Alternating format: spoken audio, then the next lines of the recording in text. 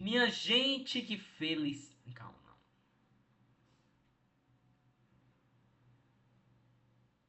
Minha gente, que felicidade é eu estar aqui com vocês mais uma vez para uma videoaula agora.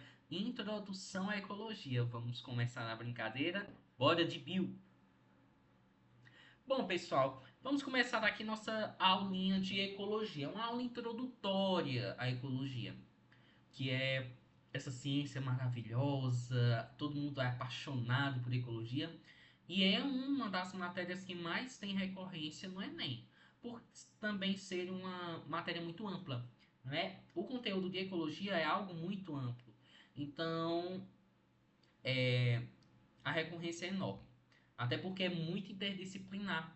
Né? Você vê ecologia, mas também vê zoologia, saúde pública. Então, dentro da ecologia, a gente consegue fazer essa disciplinariedade, essa interdisciplinariedade, ou seja, relacionar com outras disciplinas. Vamos passar aqui a introdução. A relação dos seres vivos entre si, com o ambiente ao seu redor, é o objeto de estudo da ecologia. Ecologia vem de ecos e logia. Logos, né? Logia logos vem de ciência e ecos vem de casa. Então, ecologia nada mais é que o estudo da nossa casa. E onde é nossa casa, meu povo? No planeta Terra. Então, o estudo do planeta Terra e das relações dos seres vivos entre si e com o ambiente, porque não basta só eu estudar como o passarinho A e o passarinho B se relacionam, sem estudar onde eles vivem, o que eles comem, o que eles fazem, não tem. Então é entre os seres vivos e o ambiente. Então o ambiente influencia essa relação entre os seres vivos, que são os fatores abióticos.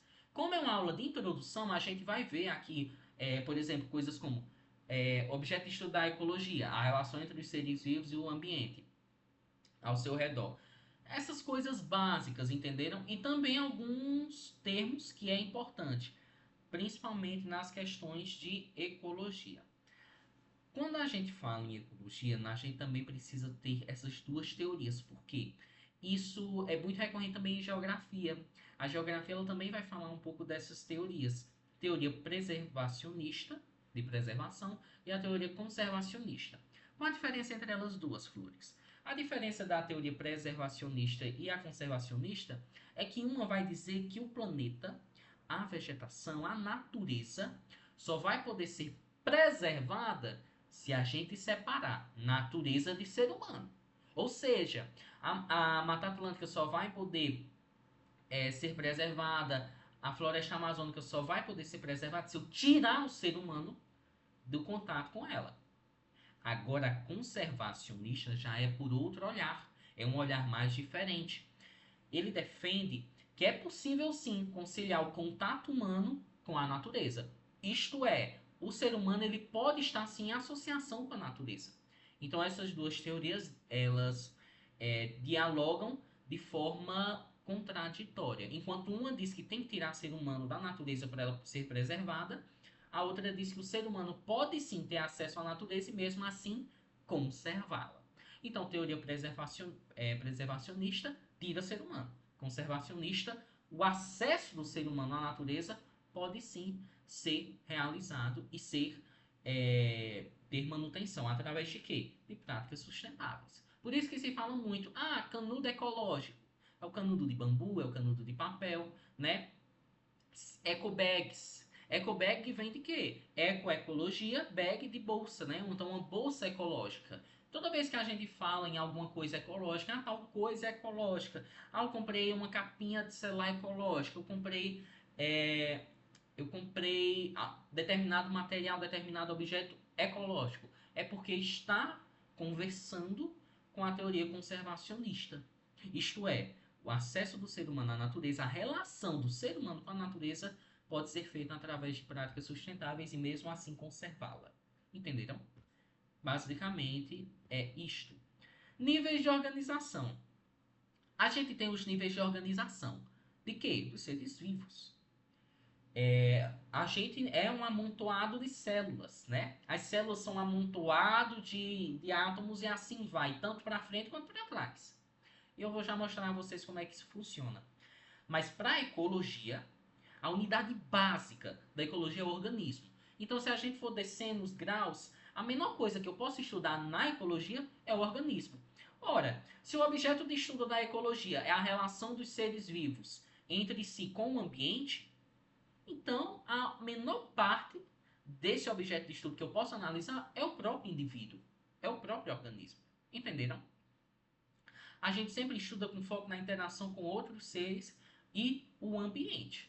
Então, a ecologia ela vai estudar essa interação dos seres e o ambiente, dos seres entre si, dentro de um ambiente diferente, dentro do mesmo ambiente. Isto vai diferir. E eu ainda não estou utilizando termos como nicho ecológico, habitat, fatores abióticos, fatores bióticos, porque a gente ainda vai analisar mais para frente.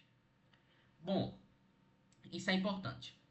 Eu tenho aqui a menor unidade, o indivisível, que hoje a gente já sabe que pode sim ser dividido. Mas como é Flores Jovem Bio, não é Flores Jovem Fis, né, de física, a gente não vai nem Flores Jovem Ki, de química, a gente não vai discutir sobre os quarks e tal do átomo, embora seja muito massa.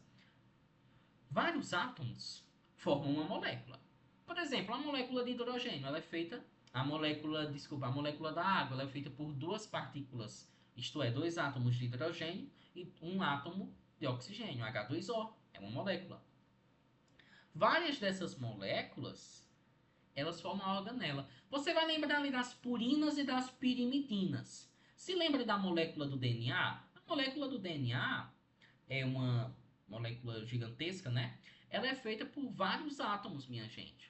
Ela é feita pelas bases nitrogenadas, a pentose, o grupo fosfato. Então, tudo aquilo é átomo. E esses átomos, eles se organizam para formar a molécula. Essas moléculas, elas vão formar as organelas. Essas organelas, todas juntas, vão formar uma célula.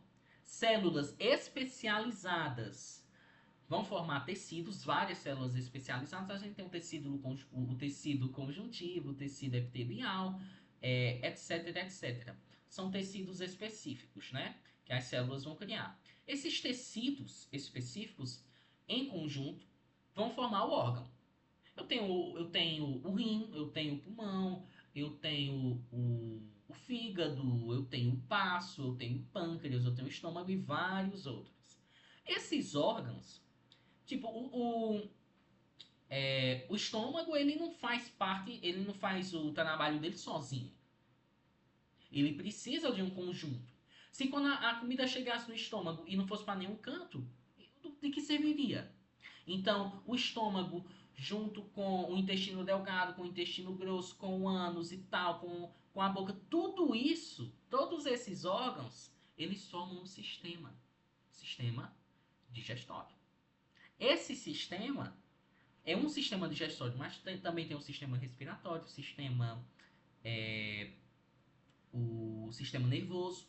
Todos esses sistemas conversando entre si, cara, eu preciso o cérebro, pô, tô sem pensar, preciso de oxigênio, manda pro pulmão, o sistema pulmonar lá vai respirar mais rápido, aí solta hormônio e tudo, sistema endócrino. Esses sistemas, eles não agem sozinhos. Os sistemas conversando entre si, eles formam um organismo. Né? Um organismo não vive só do sistema digestório, sistema pulmonar e pronto, sistema cardiovascular e pronto. Esses sistemas, eles dependem um do outro. Nenhum sistema é melhor ou pior do que o outro. Entende? Eles dependem entre si. Por isso que esses sistemas juntos formam um organismo. E aqui está a menor unidade de estudo da ecologia, o organismo. Vários organismos da mesma espécie juntos, eles formam uma população. Quando a gente fala lá na sua redação do Enem, redaçãozinha marota, você está falando lá, a população brasileira, você só está falando do Homo sapiens sapiens, só está falando do ser humano. Agora, quando eu passo para a comunidade é uma junção de populações diferentes. Eu tenho a população Canis lupus, que é o lobo, lobinho, do Canis familiares, que é o nosso cachorrinho doméstico. Eu tenho a população das cutias, a população dos micos-leões dourados, eu tenho as populações dos teius, né, os grandes lagartos, dos jacarés. Essas populações juntas, elas vão formar comunidades. Comunidades de uma mesma região. O que é comunidades? Populações. O que é população? Conjuntos de espécies. Por exemplo, num sítio. No sítio eu tenho coruja, no sítio eu tenho cobra, no sítio eu tenho preá, né? Ou seja, um rodô, um ofídico e a coruja, né? Uma ave. Beleza. Vamos separar, né? Mamífero, ave e um réptil, para ficar melhor dividido. Eu tenho uma população de preá, eu tenho uma população de cobra e eu tenho também uma população de coruja. Essas populações, elas estão juntas no mesmo local, elas formam uma comunidade. Várias comunidades, elas formam um ecossistema. E vários ecossistemas diferentes formam a biosfera. E a biosfera é o macro, é o maior possível da ecologia. É o macro e o organismo é o micro. O macro é a biosfera, que nada mais é que o nosso queridíssimo e belíssimo, mas destruído planeta Terra. Aqui eu trouxe para vocês uma um sistemazinho, né? O átomo, molécula, organela, célula, tecido, órgão, sistema e indivíduo ou organismo. A gente vai tratar mais como organismo, tá bom? Agora as terminologias que são importantes a gente comentar. Fatores abióticos. A é um prefixo de negação. Bio é vida. Então é fatores sem vida. São fatores não vivos de um ambiente. Por exemplo, a luz, o sol, a incidência de chuvas, a temperatura, umidade, se o solo é bom, se o solo é ruim, isso é coisa sem vida. Luz não tem vida, sol não tem vida. Se chove, se choveu ontem ou se choveu ou se vai chover amanhã, tem vida isso, minha gente. É fator abiótico, sem vida. Já os fatores bióticos é o contrário. Todos os seres vivos de um ambiente. Uma planta, uma planta, a grama, os pássaros, tudo fator biótico. Um micro-organismo é um fator biótico daquele determinado local. Agora, os conjuntos dos fatores abióticos, eles formam o biótopo. Então, tipo, qual é a diferença, Flores? Fatores abióticos, eu estou falando no singular. A luz é um fator abiótico. O sol é um fator abiótico. A temperatura é um fator abiótico. Agora, a temperatura, a luz e o sol formam o biótopo. É o conjunto desses fatores. Bioma. O bioma, você fala, cara, eu tenho um bioma é, um bioma sei lá, da tundra e tal, aquela coisa belíssima, beleza. Mas o que é o bioma? O bioma, ele é uma unidade em que as características, várias características, como vegetação, solo, são bem definidos. Eles são quase sempre influenciados, quase sempre não, eles são sempre influenciados por um clima específico barra predominante. Se não for um clima específico naquele bioma, pelo menos ele é predominante. 99% predomina ali naquele bioma. A gente vai ver, né, aulas de biomas e tal. Não me recordo agora se é recorrente no Enem, mas é uma aulinha bem legal sobre bioma. É interessante ver sobre os biomas, muito belíssimos. Habitat é o local em que uma espécie vive, é o local. Ou seja, uma perereca de bananeira, ela vive aonde? Da bananeira, né, Flores? Pô, ali é o habitat dela, a perereca de bananeira. Ela vive na bananeira. Então ali é o habitat dela, é o local que ela vive. Ó, pode ser um rio. O peixe, o habitat do peixe é no rio. No caso dessa perereca que eu dei o exemplo, uma árvore, é, peixes de águas salgadas, o mar.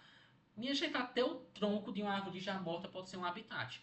Pô, Frost, quem é, que animal vai viver num tronco de uma árvore já morta? Minha gente, animal, a gente restringe às vezes a ecologia aos animais. Reino animalia. Minha gente, mas e o reino protista? E o reino monera? E o reino fungi? Fungos vivem em tronco de árvores já mortas. Flores, mas eles Eles entram em ecologia, é claro que entram, eles são organismos. Então eles entram sim em ecologia. A gente restringe a ecologia até porque é mais comum mesmo a gente ter o contato, ecologicamente falando, com, é, com organismos da espécie, do reino animalia, né? Não do reino animal, não do reino planta, do reino fungo, enfim. A gente sempre restringe a isso, né? Engraçado, um organismo pode viver em outro. O pulgão. O pulgão ele vive numa árvore de ipê, né? Um organismo em outro. E isso me lembra de um conteúdo, relações ecológicas. Olha aí, relações entre seres vivos. Nicho. Agora, nicho é interessante. Por quê? Porque o nicho, o que é um nicho ecológico? O nicho ecológico, minha gente, é as práticas, atividades que o organismo ele faz naquele habitat, no habitat natural dele. São tudo que as atividades, tudo que ele faz é um nicho ecológico dele. Nicho é tudo que a espécie faz onde ele vive. Para quê? Para se manter viva. Entendem? Como por exemplo, incidência de acasalamento. Se ele por exemplo, os sapos eles cantam, né? Eles coacham para atraírem as fêmeas. Isso corresponde a uma parte do nicho ecológico dele. É uma atividade que ele faz. Para o quê? Para sobrevivência, porque procriação é uma estratégia de sobrevivência. Se ele não procria, ele não consegue passar o DNA dele para frente. Isso é extremamente desagradável para as espécies. Claro que ser humano é diferente, mas para seres irracionais, isto é claro. Como é que eu vou me perpetuar? Como é que eu vou perpetuar a minha genética? Procriando. Desta forma, é, a minha vida ela continua de certa forma, né? Porque o DNA, 50% do DNA do organismo, ele vai estar em outro. Então isso faz parte também do seu nicho ecológico. Da forma que ele se alimenta, se ele compete ou não com outro animal, o processo reprodutivo, acabei de falar, o comportamento. Minha gente, os mamíferos eles são bem mais amorosos, bem mais, como é que eu posso dizer? Bem mais dependentes de seus genitores do que os répteis, por exemplo. Então, até esse comportamento vai fazer parte do nicho ecológico, entendem? E, resumindo, é o papel ecológico. O que é que aquele organismo está fazendo ali? Aí aqui ele traz o exemplo. Duas espécies podem ter sim o mesmo habitat. Peixe A e peixe B vivem no mesmo rio C, mas não terão o mesmo nicho ecológico, a não ser que estejam competindo entre si. Isso aqui a gente vai ver mais na frente na parte de relações ecológicas. Minha gente, a gente tem os ecótons. O que são ecótons? São áreas de transição. Aqui vocês vão lembrar, né, dos quadros de Venn, né? Muito interessante isso aqui. Que eu tenho um conjunto, diagrama de Venn, quadro de Venn, ó, tô ficando doido. Diagrama de Venn. Eu tenho um conjunto se sobrepondo a outro. Nesta interseção, eu tenho um ecótono, que é uma área de transição. Aqui no Brasil a gente tem várias áreas de transição e tudo. Eu acho que eu não trouxe aqui. Mas vale para o próximo vídeo. Como é só introdução, só basta entender que o ecótono, ele é o quê? Ele é uma sobreposição de dois ecossistemas.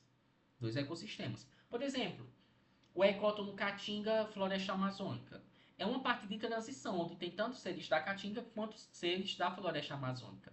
É tanto que nessas partes de ecótono, a biodiversidade sobe lá em cima. Porque aqui eu tenho coisas do ecossistema 2, coisas do ecossistema 1. Espécie do ecossistema 1, espécie do ecossistema 2, tudo. Tanto, minha gente, é porque a biodiversidade é gigantesca. Espécies do reino animal, do reino do fungo, reino planta, etc, etc. Então, nesses ecótonos, a biodiversidade é gigantesca. Simplesmente enorme. Então, é muito importante a gente saber sobre este conceito de ecótono, sobreposição de dois ecossistemas. Bem, meu povo, espero que vocês tenham gostado dessa videoaula de hoje.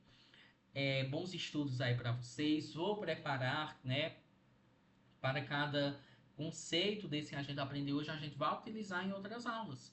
Então é muito importante essa introdução, essa parte introdutória para você ter o quê? Uma base. Uma casa sem sapata, sem um bom alicerce, ela cai. Na primeira chuva ela cai. Então vocês precisam ter sim essas aulas de bases, essas aulas de introdução para saberem se nortear. Quando eu falar do nicho ecológico, muitas questões do Enem também elas trazem esses conceitos. Beleza? Espero que vocês tenham gostado. Bons estudos, meu povo, e boa sorte nas provas. Até mais. Professor Flores fica por aqui.